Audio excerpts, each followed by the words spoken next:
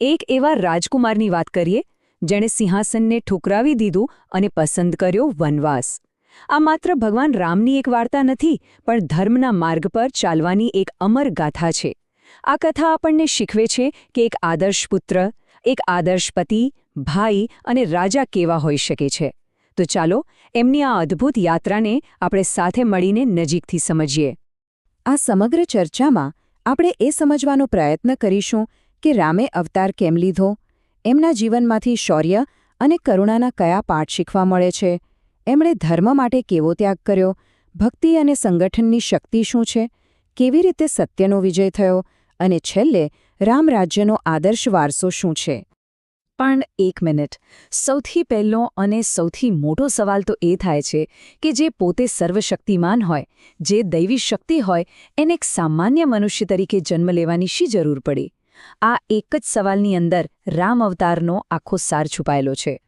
તો બસ આ જ છે આપણો પહેલો મુદ્દો. એવી તે કઈ બ્રહ્માંડ વ્યાપી સમસ્યા ઊભી થઈ હતી કે જેના ઉકેલ માટે એક માનવ અવતાર લેવો અનિવાર્ય બની ગયો? ચાલો આ રહસ્યને ઉકેલીએ. વાત એમ હતી કે લંકાનો રાજા રાવણ એના અહંકારમાં જ ડૂબી ગયો હતો.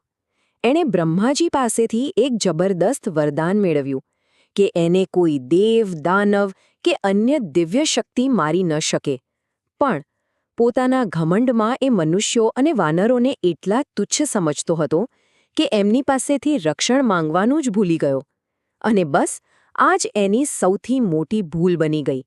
એના આ જ અહંકારનો જવાબ આપવા માટે ભગવાન વિષ્ણુએ રામ તરીકે મનુષ્ય અવતાર લીધો. હવે રામની આખી વાર્તાને સમજવા માટે એક શબ્દને બરાબર સમજવો પડશે: ધર્મ.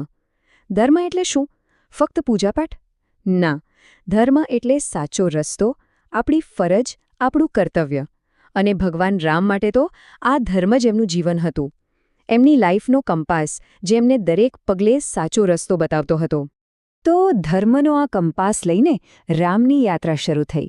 અને એમની શરૂઆતની સફર જ એમના ચારિત્ર્યની અસલી પરીક્ષા હતી. આ ખાલી લડાઈઓ નહોતી, એ તો શૌર્ય અને કરુણાના પાઠ હતા, જે એમને જીવનભર કામ આવવાના હતા. જરા વિશ્વામિત્ર ઋષિ સાથેની એમની યાત્રા પર નજર કરીએ. પહેલાં તો તાડકા જેવી રાક્ષસીનો વધ કર્યો. આ શું શીખવે છે? કે ધર્મની રક્ષા માટે ક્યારેક શક્તિનો ઉપયોગ પણ જરૂરી છે. પછી દિવ્ય શસ્ત્રો મેળવ્યા, જે ભવિષ્યની તૈયારી હતી. અને પછી અહલ્યાનું ઉદ્ધાર. આ બતાવે છે કે રામના હૃદયમાં જેટલું શૌર્ય હતું, એટલી જ કરુણા પણ હતી. અને છેલ્લે શિવજીનું એ પવિત્ર ધનુષ તોડીને એમણે પોતાની દૈવી શક્તિનો પરિચય આપ્યો. જોયું, દરેક ઘટના એક નવો પાઠ. અને એક રસપ્રદ વાત કહું, એમને ટ્રેનિંગ ખાલી શસ્ત્રો પૂરતી સીમિત નહોતી. વિશ્વામિત્રએ એમને બલા અને અતિબલા જેવી ગુપ્ત વિદ્યાઓ પણ શીખવી. આ એવી વિદ્યા હતી જેનાથી ભૂખ, તરસ કે થાક કશું જ એમને અસર કરી શકતું નહોતું. વિચાર કરો, આવનારા ભયંકર પડકારો માટે કેવી જબરજસ્ત તૈયારી હતી આ. અને આ બધી તૈયારીઓ પછી વાર્તામાં આવે છે સૌથી મોટો વળાંક. એક એવી ક્ષણ જે રામના જીવનની દિશા જ બદલી નાખે છે.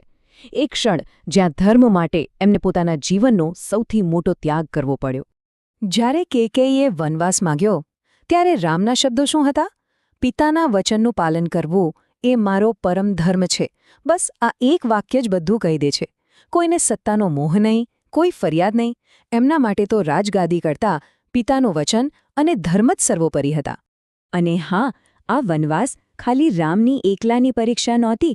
આ તો નિષ્ઠાની કસોટી હતી ત્રણેય માટે. રામે પિતાના વચન માટે 14 વર્ષનો વનવાસ હસતા મોઢે સ્વીકાર્યો. સીતાજીએ પતિધર્મ નિભાવવા એમની સાથે જ જંગલમાં જવાનું નક્કી કર્યું. અને લક્ષ્મણ, એણે તો રાજમહેલના બધા સુખોને ઠોકર મારીને ભાઈની સેવા પસંદ કરી. આ ત્યાગ, આ બલિદાન ખરેખર અદ્વિતીય છે. વનવાસનો સમય કપરો તો હતું જ, પણ પછી એક એવી ઘટના બની જેણે બધું જ બદલી નાખ્યું. સીતાજીનું અપહરણ. આ કદાચ રામના જીવનનો સૌથી અંધકારમય સમય હતો. પણ કહેવાય છે ને કે રાત જેટલી ગહેરી હોય, સવાર એટલી જ નજીક હોય છે. અને આ અંધકારમાંથી જ જન્મ થયો ભક્તિ અને સંગઠનની એક નવી શક્તિનો.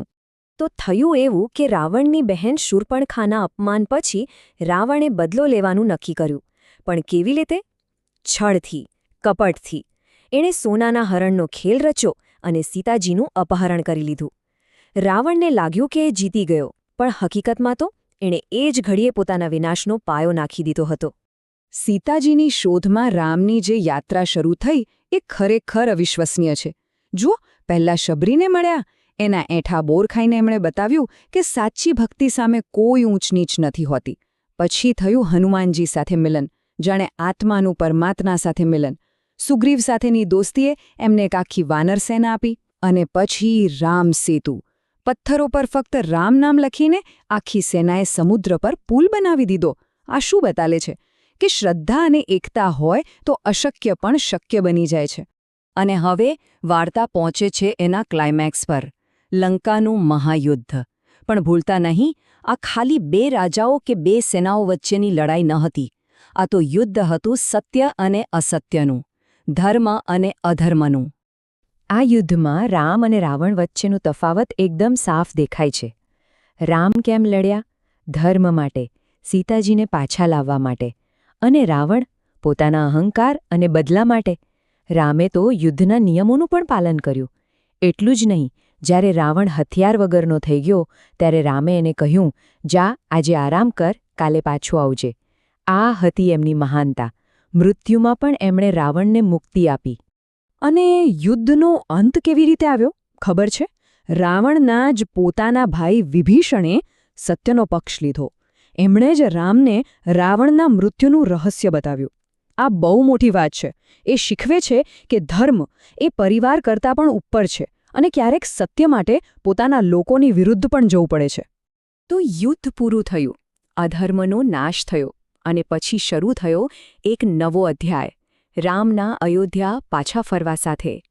એક એવા યુગની શરૂઆત થઈ જે આજે પણ એક આદર્શ વારસો ગણાય છે, એટલે કે રામરાજ્ય. મહાન કવિ તુલસીદાસજીએ કેટલું સરસ વર્ણન કર્યું છે. રામરાજ્યમાં કોઈને શારીરિક, દૈવી કે ભૌતિક કષ્ટો નહોતા. મતલબ કે એ એક એવો સમય હતો જ્યાં કોઈ દુઃખી નહોતું. ચારે બાજુ ફક્ત સુખ, શાંતિ અને સમૃદ્ધિ હતી. તો કેવું હતું આ રામરાજ્ય? ચાલો જોઈએ એના મુખ્ય પાયા. ત્યાં કોઈ ગરીબી નહોતી, કોઈ બીમારી નહોતી, કોઈનું અકાળે મૃત્યુ નહોતું થતું. ન્યાય એ બધા માટે સમાન હતો અને સરળતાથી મળતો હતો. અને સૌથી અગત્યની વાત, શાસક એટલે કે રામ પોતાની પ્રજાના સુખને પોતાના સુખ કરતાં પણ વધારે મહત્વ આપતા હતા. આને જ કહેવાય આદર્શ શાસન. અને અંતે રામની આખી ગાથા આપણી સામે એક બહુ મોટો સવાલ મૂકી જાય છે. શું આજના આટલા જટિલ સમયમાં પણ ધર્મનો સીધો સાદો રસ્તો, એટલે કે હંમેશા સાચું કામ કરવાનો માર્ગ, આપણને અંતિમ જીત અપાવી શકે છે? આ સવાલ પર વિચારવા જેવું છે ખરું ને?